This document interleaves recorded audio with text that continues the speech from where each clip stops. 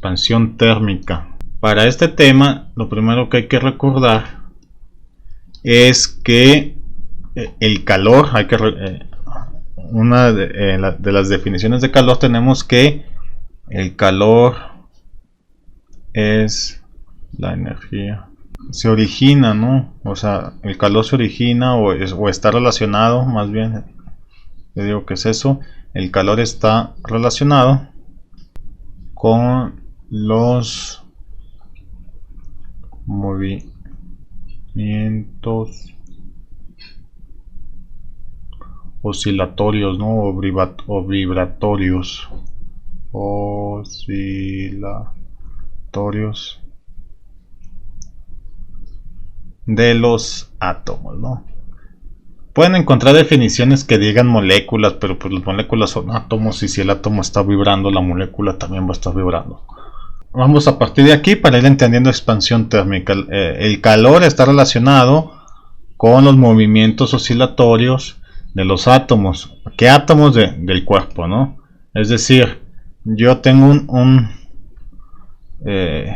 material, un lingote de oro. Pero lo pinté verde. Un lingote de oro o cualquier material, ¿no? Y este lingote de oro, pues en una manera microscópica tiene sus átomos, ¿no? Muy nanométrica, ¿no? Tantos átomos. Este lingote de oro, por tener una temperatura diferente de 0 Kelvin, tienen que ver por qué Kelvin. El 0 Kelvin se supone que no se están moviendo, o es esa, así se crea Kelvin.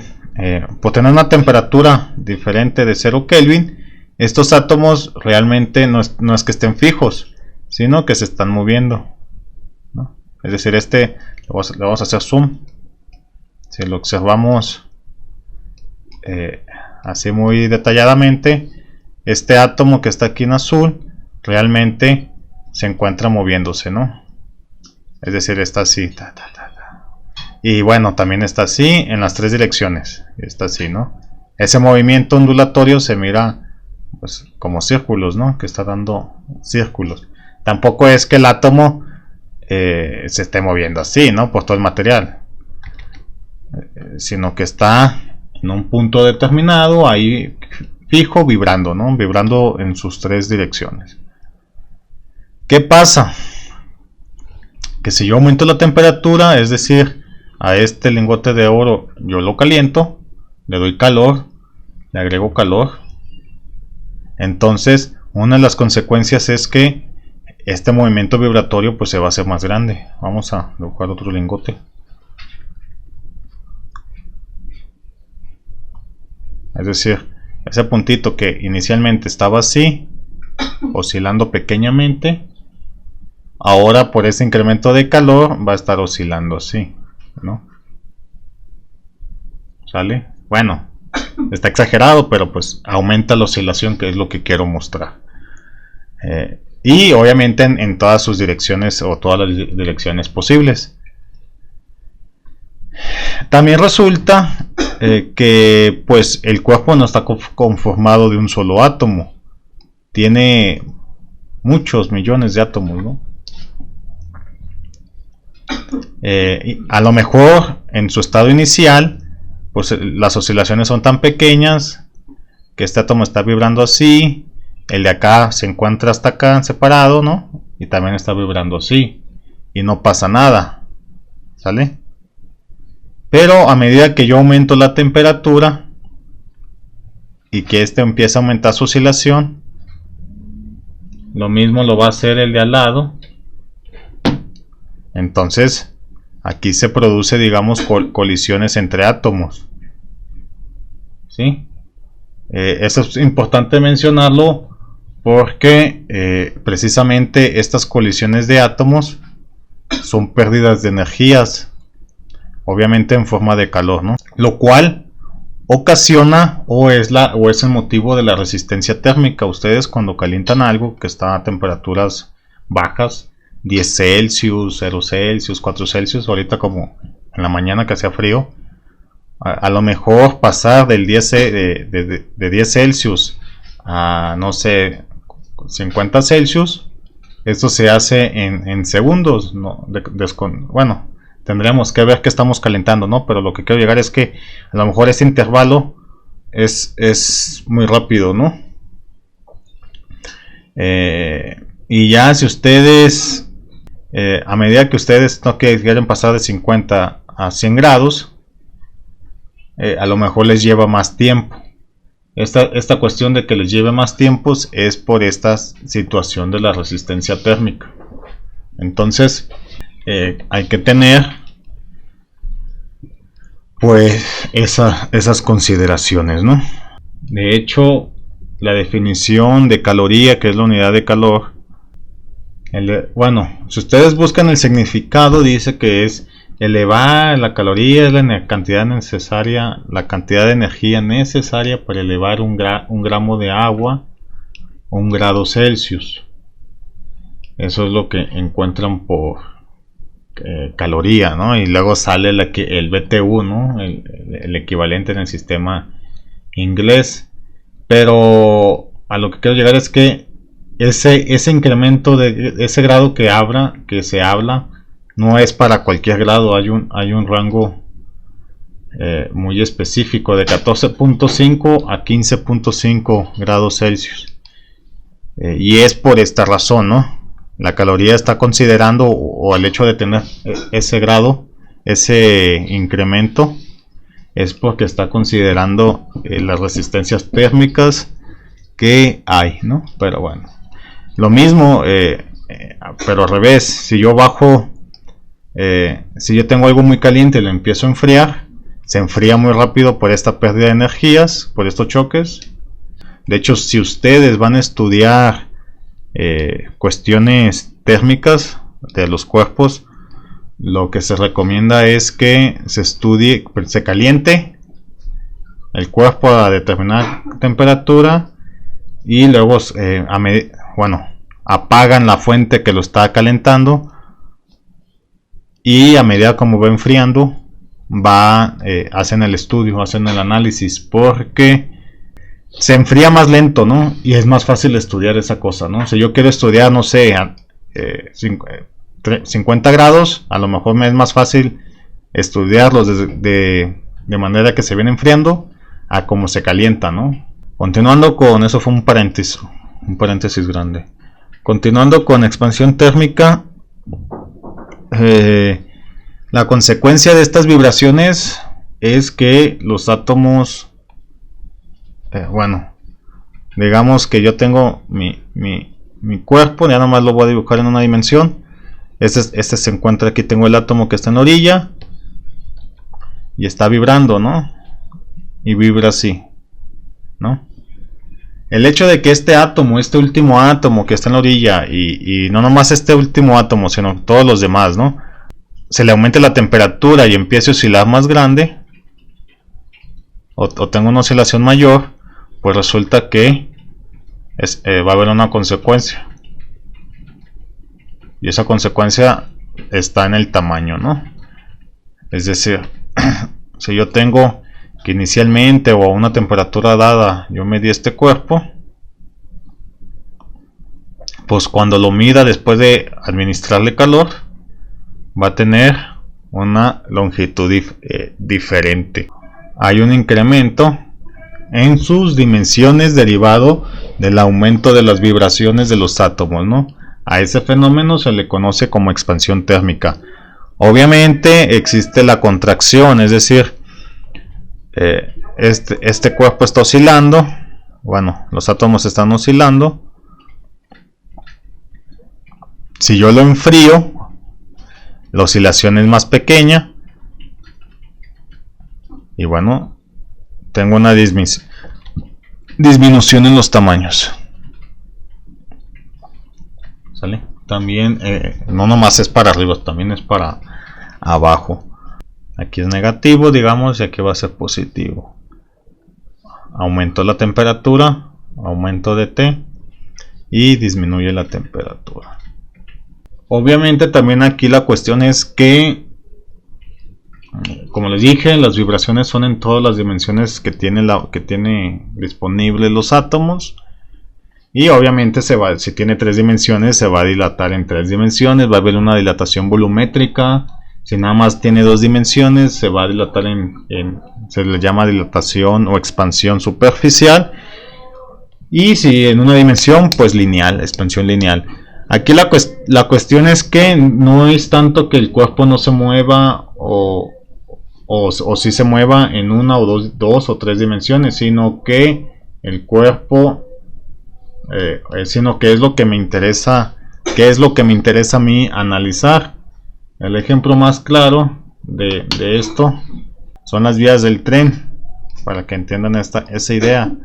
Unas vías del tren, si no se tienen cuidado con dejar esos espacios de dilatación, pues cuando pasa el tren, metal con metal, fricción, se calientan y se dilatan, pues ocurre esto, ¿no?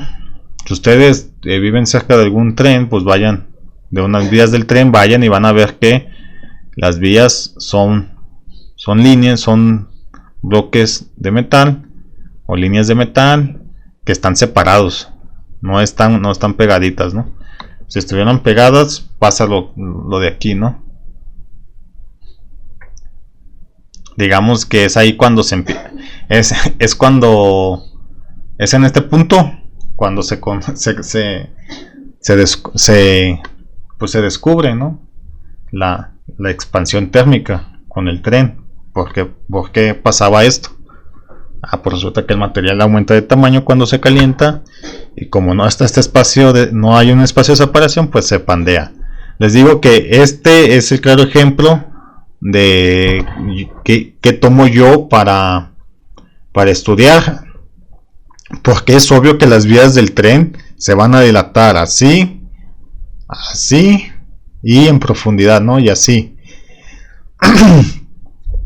Pero en esos puntos a lo mejor no me interesa tanto, o el efecto que yo estoy viendo no está en esas dimensiones, en esta ni en esta, sino que a lo largo de toda la trayectoria de la vía.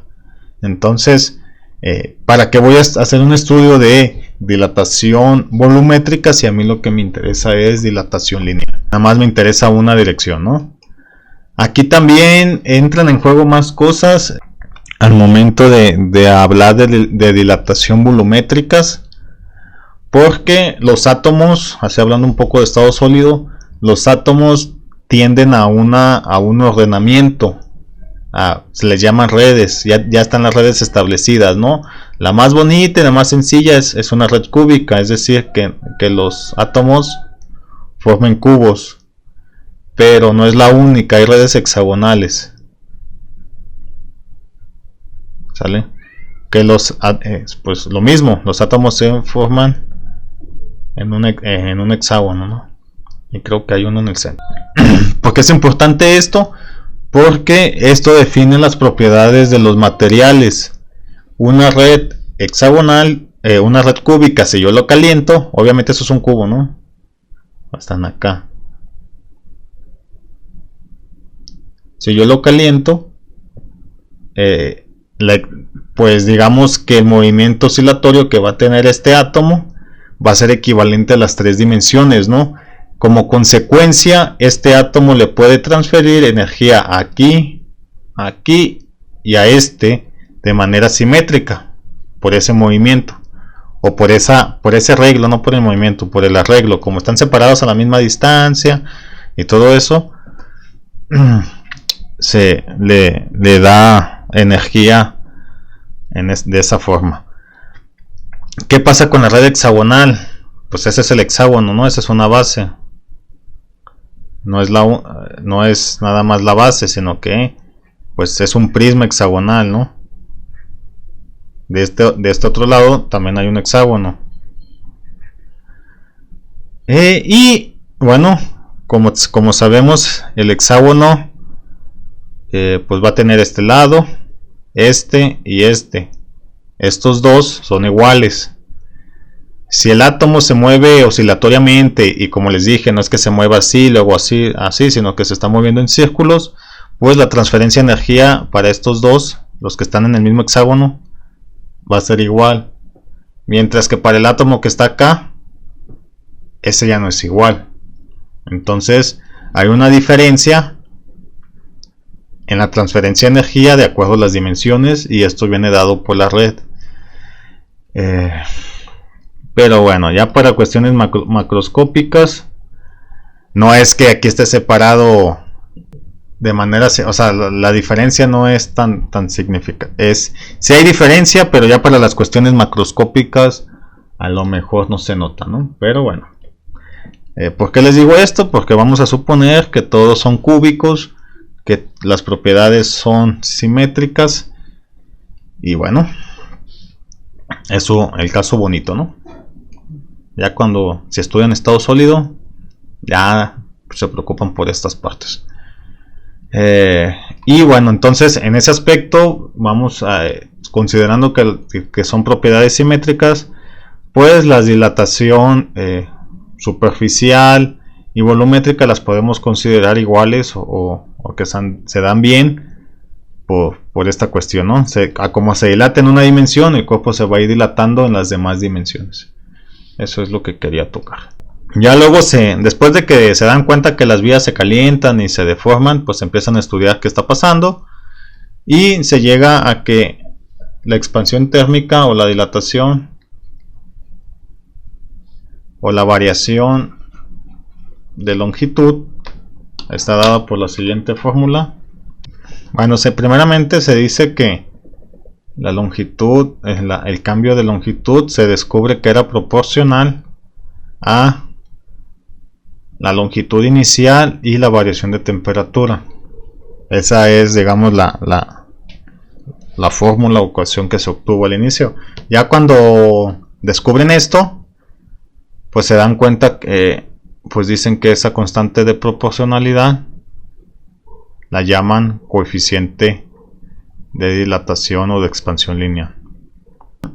Aquí hay que resaltar pues los puntos, ¿no?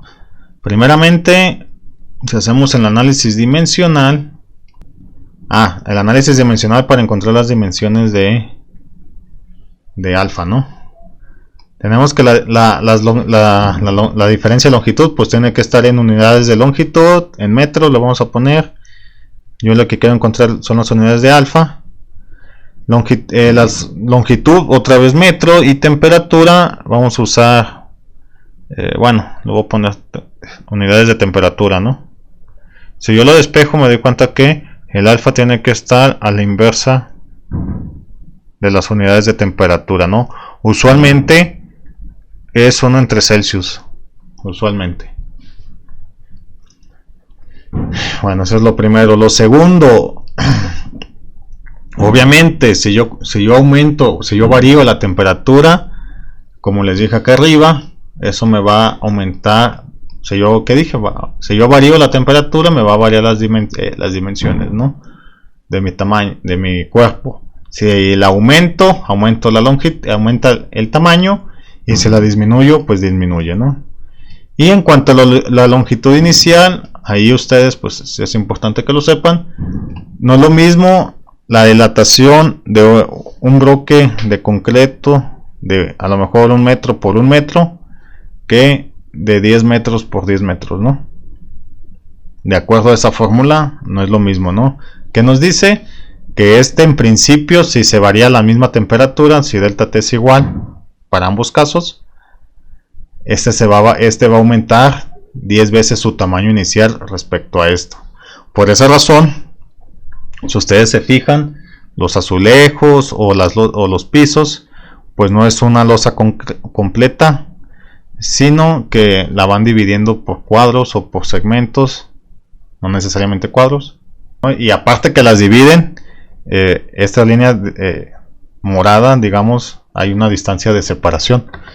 Lo otro, y finalmente de alfa, el coeficiente de dilatación lineal es una característica del material, depende del material. Si yo tengo dos materiales y el alfa es el mismo, entonces esos materiales son iguales, ¿no? Es decir, yo con el alfa puedo determinar qué tipo de material es, por esta cuestión de que es un material que es único para cada material. Y bueno, finalmente los aumentos de longitud, ese delta L, pues no es que sean muy grandes, ¿no? Hay que también tenerlo en cuenta, ¿no? Por ejemplo, las dilataciones son pequeñas y bueno, por ejemplo, el coeficiente del aluminio es 0.000024, ¿no? A ver, ajá. O bien 2.4 por 10 a la menos 5 Celsius a la menos 1, ¿no? ¿Qué quiere decir esto? Que por unidad de longitud y por grado de variación de temperatura y por variación de temperatura va a incrementar esta cantidad, ¿no? Es decir, hagamos el cálculo nada más para que se den cuenta. Si yo tengo 1 metro, digamos, de aluminio e incrementa la temperatura a 1 grado, pues incrementa esto, ¿no? O sea, en metros va a incrementar, su longitud final sería, bueno, si hacen el cálculo, pues les va a dar 1 por 1, 1, por los 2.4 a la menos 5, pues 2.4 a la menos 5, entonces les va a dar que el tamaño final es 1 metro punto 0.00024 metros, ¿no? Es lo que quiero que vean, ¿no? A lo mejor ya en cuestiones, si están en cuestiones micrométricas, pues sí lo consideran, pero ustedes que se van a aventar estructuras, no es que lo vayan a calcular, mira, esto se va a dilatar, ¿qué es esto? Aquí son milímetros, 100, hay que dividir en 100 los milímetros, ¿no? Y hay que dejar ese, bueno, lo que quiero llegar es que no van a hacer el cálculo y van a decir, bueno, son 2 centésimas de milímetro, centésimas de milímetro. Vamos a dejar ese espacio real, ¿no? Ya actualmente lo que hacen es dejan un espacio más considerable, y bueno, además, bueno, esto es para 1 grado Celsius, ¿no? Si ustedes, no sé, tienen, para ser más exactos, se tiene una puerta de aluminio de 1.8, creo que es el estándar, bueno, metros. ¿Cuál es la variación de su longitud a lo largo del día 4 de noviembre reportada? Sale pues, entonces dado que me están dando estos datos o me están pidiendo esto, bueno, aquí ya tengo ya investigué, resulta que esta va a ser la variación máxima de este día, de acuerdo a lo que está reportado. Entonces, pues tomo mi longitud inicial, que es 1.8 metros, pues su variación va a ser 2.4, de acuerdo a la fórmula de arriba, por 10 a la menos 5, por su longitud inicial 1.8 metros y por la variación de temperatura 18 grados Celsius, ¿no? Si ustedes hacen ese cálculo, pues su puerta o la puerta es 0.00024 por 1.8 por 18. Entonces va a variar o va a tener una variación de temperatura de 0.0003776 metros, ¿vale? Entonces la longitud final que va a tener la puerta es 0.8 más menos 0.0007, ¿no? Yo digo que, pero bueno, el punto es que va a cambiar esto, ¿no? Ya ustedes, bueno, pues le voy a dejar entre el marco y la puerta voy a dejar Ustedes pueden decir 1 milímetro, pero resulta que también el marco se dilata y se va a dilatar más o menos lo mismo, considerando que es del mismo material, ¿no? Entonces serían 0.7 por 2, bueno, como 1.4. Pues voy a dejar entre el marco y la puerta, ya para cuestiones prácticas. Esta es mi puerta, aquí está el marco, pues puedo dejar 2 milímetros, ¿no? Que realmente es más, para no fallarle. Pero bueno, y más o menos así es como se usa la dilatación. Obviamente estos cálculos ahorita se los hacemos en esta temporada invernal, pues a lo mejor no son tan buenos, porque va a venir el calor, va a venir el verano, y las temperaturas o el rango de temperaturas, la mínima pues más o menos es igual, pero la máxima llega hasta 30 grados. Entonces tenemos una dilatación mayor, ¿no? Y por esa cuestión pues se tiene que considerar la temperatura máxima a lo largo de todo este tiempo, ¿no? Del año, ¿no? También la otra cuestión, por ejemplo, en dilataciones son los instrumentos. Si ustedes no creo que un vernier, por ejemplo, y una regla se hagan en las mismas condiciones, por lo mismo de que el vernier tiene que ser más preciso, se tiene que cuidar el cuarto donde se están fabricando, sobre todo evitar cambios grandes de temperatura, lo cual me puede llevar a tener un error más grande en el vernier. Es decir, a lo mejor si yo no cuido esa cuestión, hago mi vernier a temperatura ambiente a mediodía, que están ahí todos trabajando, que estamos a, no sé, a la temperatura máxima 23 grados, ¿no?